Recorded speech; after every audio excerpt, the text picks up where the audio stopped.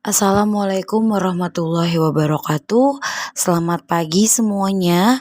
Baik, untuk materi hari ini Ibu akan membahas kembali dari bab ketiga, masih bagian dari proses penyusunan, yaitu Ibu akan membahas tentang pihak-pihak yang terlibat dalam proses perundang-undangan.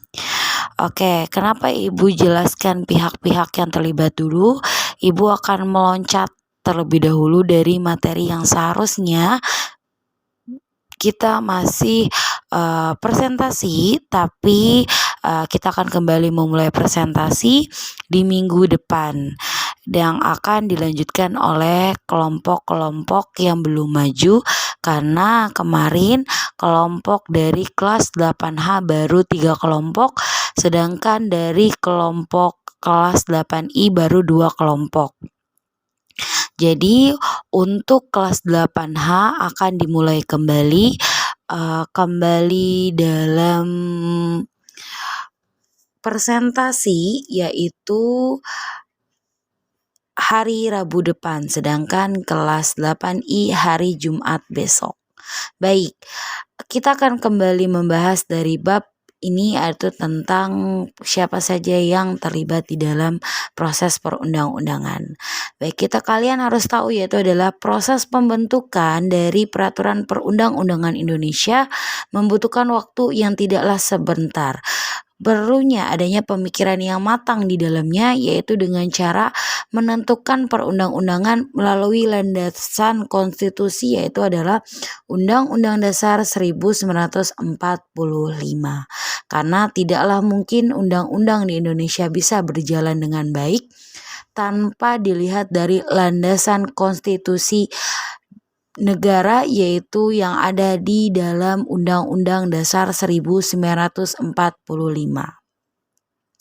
Kalau hukum didasari adanya dari Pancasila, sedangkan kalau misalnya peraturan semuanya akan berpusat kembali di dalam Undang-Undang Dasar 1945, maka kita harus tahu dalam proses penyusunannya itu siapa saja yang terlibat, yaitu yang pertama adanya Majelis Permusyawaratan Rakyat atau kita kenal dengan MPR. Di dalam pasal 3 ayat 1 Undang-Undang 45 di dalam menyebutkan bahwa Majelis Permusyawaratan Rakyat atau lebih bekennya MPR memiliki fungsi mengubah dan menetapkan undang-undang dasar. Hal ini membuktikan bahwa MPR memiliki kedudukan yang kuat dalam proses pembentukan perundang-undangan di Indonesia. Dari MPR juga kita tahu bahwa dari situ bahwa MPR memiliki kedudukan yang tinggi dibandingkan presiden dalam mengotak-atik atau mengubah dari isi yang ada di dalam Undang-Undang Dasar 1945. Bahkan presiden pun orang nomor 1 di Indonesia, beliau tidak punya kewenangan dalam mengubah atau menambahkan dari Undang-Undang Dasar. Yang memiliki kewenangan untuk mengesahkan atau boleh mengotak-atik itu hanyalah MPR atau kita kenal dengan Majelis Permusyawaratan Rakyat.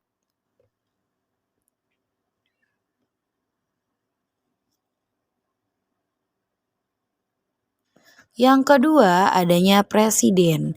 Presiden adalah orang nomor 1 di Indonesia. Beliau adalah yang memimpin jalannya dari Indonesia baik dan buruknya. Karena presiden adalah seseorang yang membantu untuk hubungan baik antara negara lain. Nah, ada beberapa pasal di dalam undang-undang mengenai tugas presiden yang dapat disimpulkan, yaitu yang pertama adalah mengajukan rancangan undang-undang, yang kedua menetapkan peraturan pemerintah, yang ketiga memiliki hak yang sama dengan DPR, yaitu dengan cara menyetujui rancangan undang-undang. Nah, karena saat menyetujui rancangan ini, adanya presiden, DPR, dan MPR memiliki peran yang sama untuk mengesahkan. Yang keempat adalah mengesahkan rancangan undang-undang. Yang kelima yaitu adalah membuat peraturan presiden, karena presiden itu menjabat di Indonesia selama 5 tahun. Jadi presiden itu bisa membuat peraturan yang baru untuk presiden yang barunya, atau menetapkan atau tidak mengubah dari peraturan presiden. Lalu yang ketiga adanya menteri dan lembaga pemerintah non-departemen. Nah, apa sih bedanya menteri dan lembaga pemerintah non-departemen? Yang pertama adanya menteri. Tugas menteri adalah untuk membantu presiden dalam menentukan kebijakan atau politik negara. Nah, menteri ini adalah orang-orang atau kabinet dari presiden yang membantu jalannya tugasnya presiden, bisa berhasil atau tidaknya dibantu dengan menteri, seperti ada menteri pendidikan, menteri kelautan, lalu juga ada dan sebagainya. Lalu yang kedua adanya lembaga pemerintah non-departemen. Lembaga pemerintah non-departemen tugasnya hanyalah mengeluarkan peraturan dari undang-undang yang sudah dikeluarkan presiden. Nah, lembaga pemerintah non-departemen ini tidak memiliki hak untuk mengubah sendiri, melainkan beliau punya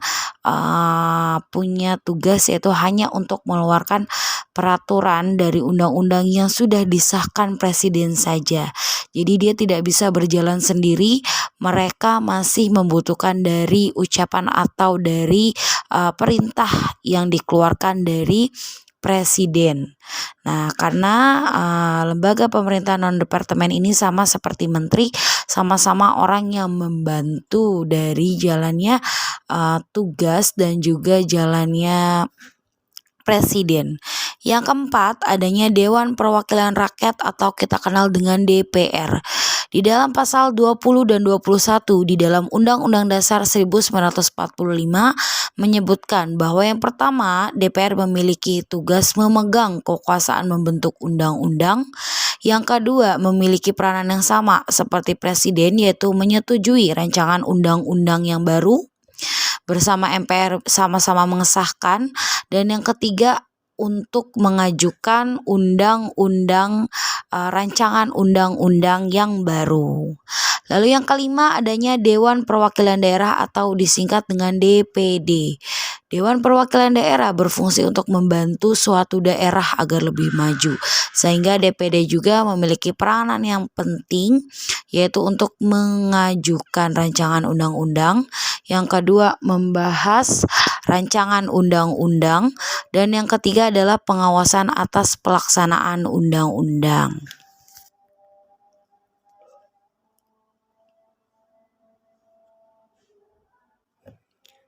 Oke, nah tugas dari DPD ini adalah dengan seperti kalau misalnya kayak kemarin kejadian itu ada demo atau demonstrasi di depan gedung bupati. Kenapa masyarakat itu melakukan demonstrasi di depan gedung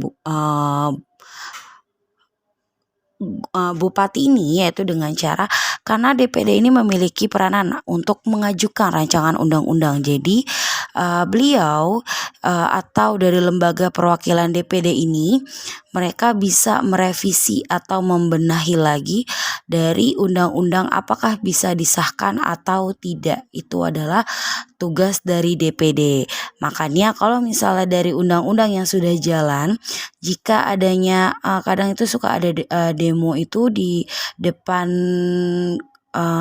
DPD dari suatu daerah itu, mereka bertujuan untuk agar adanya komunikasi sehingga kebijakan dari undang-undang itu bisa diubah atau bisa diperbaiki terlebih baik lagi untuk kemajuan atau untuk kebaikan masyarakat, karena masyarakat Indonesia harus memiliki keadilan yang sama bagi seluruh rakyat Indonesia, tidak bersikap tajam ke bawah sedangkan tumpul ke atas. Artinya adalah hukum di Indonesia tidak hanya memihak kepada rakyat kecil, tetapi semuanya rakyat kecil ataupun juga rakyat besar juga kena atau sama-sama memiliki kewajiban yang sama.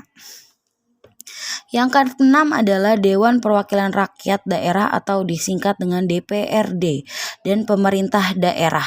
Nah, kedua lembaga ini memiliki peranan membantu dari DPD sebelumnya. Nah, kalau tadi ada menteri dan juga dari ada lembaga